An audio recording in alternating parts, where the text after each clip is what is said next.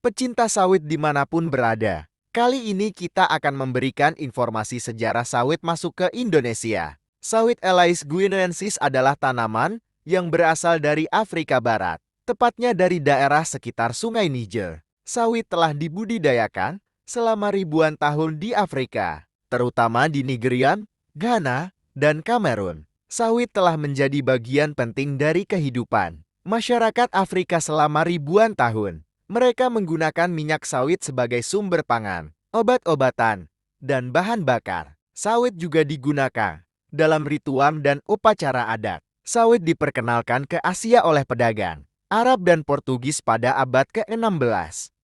Mereka membawa benih sawit dari Afrika ke Asia Tenggara, terutama ke Indonesia, Malaysia, dan Thailand. Sawit pertama kali diperkenalkan ke Indonesia oleh Belanda pada abad ke-19.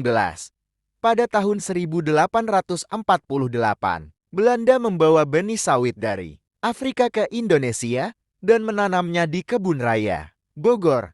Sawit kemudian menyebar ke berbagai daerah di Indonesia, terutama di Sumatera, Kalimantan, dan Sulawesi. Pada awal abad ke-20, industri sawit di Indonesia mulai berkembang. Pada tahun 1911, Belanda mendirikan perusahaan sawit pertama di Indonesia, yaitu NV, Kulturmaatschappij Amsterdam. Perusahaan ini memulai operasinya di Sumatera Utara dan kemudian menyebar ke berbagai daerah di Indonesia. Setelah Indonesia merdeka pada tahun 1945, industri sawit di Indonesia terus berkembang. Pada tahun 1950-an, pemerintah Indonesia mulai mengembangkan industri sawit sebagai salah satu sumber devisa utama negara. Pada tahun 1960-an, Indonesia menjadi salah satu produsen sawit terbesar di dunia. Saat ini, industri sawit di Indonesia